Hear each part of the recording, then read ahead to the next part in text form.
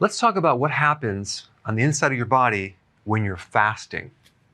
So over here we have a start of a fast, and we go 24 hours, 48, and 72. So there's a lot of really magical things that happen when you fast. Our bodies have developed over a long period of time and have adapted to starvation many, many times. So we have all these unique proteins that get expressed or turned on that have to do with your brain doing better, the different parts of your body surviving better. Our bodies have not adapted to the frequency of eating like we do now, like every 3 hours. So right around 12 hours, we get this spike in growth hormone. Growth hormone is the anti-aging hormone. It's the main fat-burning hormone. It's the hormone involved with healing joints, and it's involved with protein synthesis or making different new proteins. Some people take growth hormone, get injected. I don't recommend it, but they take it to help heal certain parts of your body. But guess what? Fasting will trigger it automatically. So just by the fact that you're fasting, you can increase growth hormone. And of course, exercise will also increase growth hormone as well. So it starts about 12 hours and it increases as you go on and on. Now, at about 18 hours, you start developing something called autophagy. Autophagy is an interesting thing that happens with your body where you start recycling old, damaged proteins and microbes as well. One type of protein would be the advanced glycated end products, which basically when you combine glucose with a protein, it becomes very sticky. So let's say you're on a high carbohydrate diet and that sugar combines with your own protein in your body, and that starts to glycate or just kind of destroy some of the proteins in your body, and then they don't function anymore, and they get sticky and they clog things up. Well, guess what? Your body will start cleaning all that up and turning these damaged proteins into new amino acids where your body can use them. Amyloid plaquing, which occurs in the brain and other parts of the body, is a type of protein that can be cleaned up with autophagy. So it's any type of cellular proteins that are not working anymore in your body. Autophagy will start cleaning that up and start to renew the tissue. And it starts right about 18 hours and it gets more and more and more as you start fasting. And in about 24 hours and a little bit longer, you start to really deplete this glycogen reserve, this storage supply of glucose in your liver. So the more that the liver is depleted with glycogen, the more you're going to be running on ketones as the alternative fuel. And if you have a fatty liver, for example, your body will start using that fat and turning that into ketones. So your body is finally able to start tapping into this stored energy, and you're running more and more on ketones, which is a superior fuel. And because you're running on ketones, ketones are an appetite suppressant. So your hunger goes away, cravings are gone. They're antioxidants, so you're building up your antioxidant reserve. They provide more oxygen, so your body is running on more oxygen, less CO2. It's more efficient. And because ketones are a much more efficient fuel than glucose, the thyroid does not have to work as hard. And you may find that your T3 is a little bit lower, but the thyroid stimulating hormone is normal. And all that means is your thyroid is adapting to this new type of fuel. Now, some other cool things that are happening right around 24 hours is that your inflammation is dropping significantly. If you wanted to even speed it up more, you can add some vitamin D to that, and that will really help you.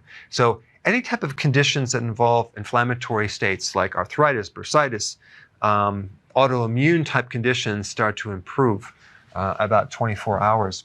You start getting more gut healing because the gut now doesn't have to work so frequently with the gallbladder being stimulated and the pancreas stimulating its enzymes. The gut finally has a chance to just chill out. So if you have this condition called SIBO, which there are microbes in the small intestine, and they should normally be in the large intestine, that starts to become corrected. You start increasing stem cell in the gut, so your gut starts to heal. The heart loves ketones way better than glucose, so you start getting improvement in the cardiovascular function and as well as in brain function. There's something called BDNF. This is a factor that helps make new brain cells. So your brain starts to repair at 24 hours.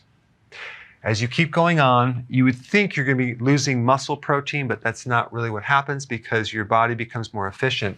And there are certain genes that are sparing proteins, so it's not using muscle protein. So the efficiency of fuel is much better.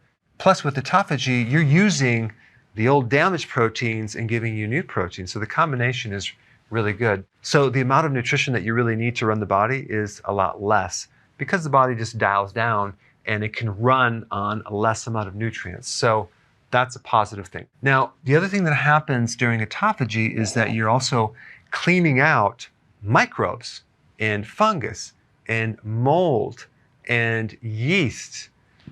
And to kill off those microbes, your body develops certain oxidants, and you also have antioxidants on the flip side. So your body actually makes things like hydrogen peroxide to kill off microbes, but it also, on the flip side, makes its own antioxidants to actually protect the body against the oxidation. So we have this entire balance.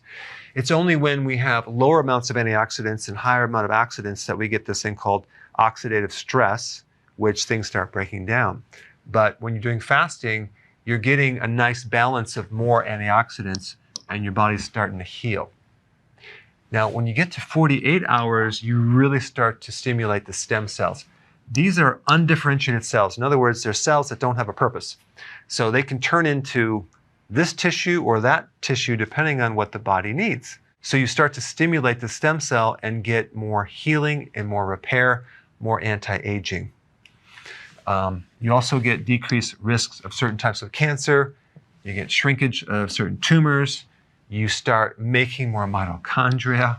Now, if you push it and go up to 72 hours, you get even more stimulation of stem cells, okay, and better immune function. But when you actually get into 72 hours or greater, I recommend you do that as a periodic thing, simply because a lot of people going into this have nutritional deficiencies in there. If you jump in too fast, you can get a little bit dizzy, you can have some side effects, so you want to gradually do this over a period of time. But those are some general things that happen when you're fasting. I recommend doing intermittent fasting on a regular basis, okay? And probably a good average pattern of doing this would be going 18 hours of fasting with a 6-hour window. So you would eat and then wait 6 hours later and then eat and then fast for 18 hours. This would be a really good pattern to follow. And then you can actually make it more strict over time depending on how you do.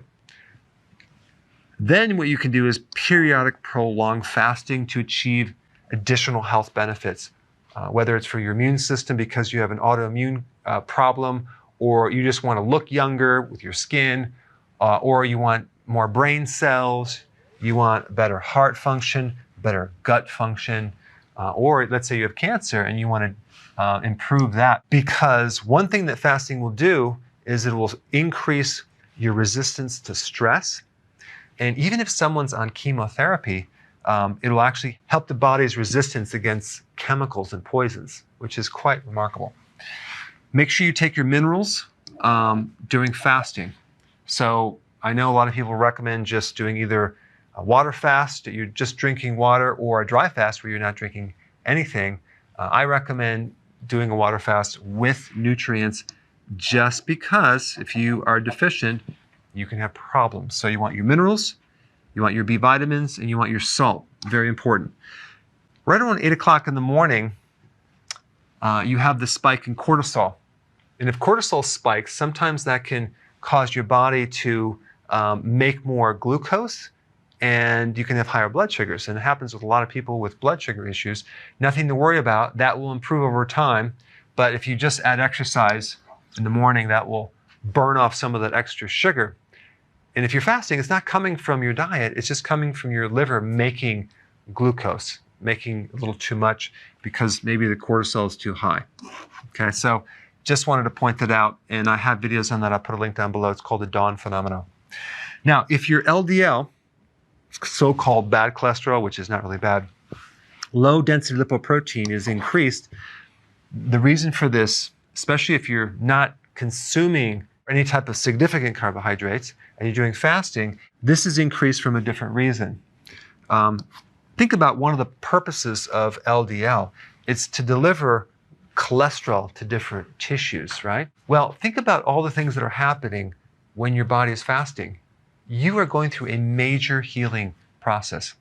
And cholesterol is the raw material for your cell membranes, for your brain, to make hormones, to make vitamin D, to make bile. 40% of all the cholesterol in your body is there to supply the membrane of your cells, which is essential to protect the cell and allow for things to go in and out of the cell. So maybe one of the reasons why your body might need the cholesterol to be transported through this carrier protein is healing the cellular membranes. Or it could be that it needs to have the raw material to make more hormones. I would not worry about that if you are concerned. There are various tests that you could do to determine what's happening to this cholesterol. Is it doing damage or not? But I would not worry about it. But anyway, I wanted to create a video just to kind of show you what happens to the inside of your body when you're fasting. Thanks for watching. So if you want more knowledge on how to create a healthy body, subscribe now and get daily notifications.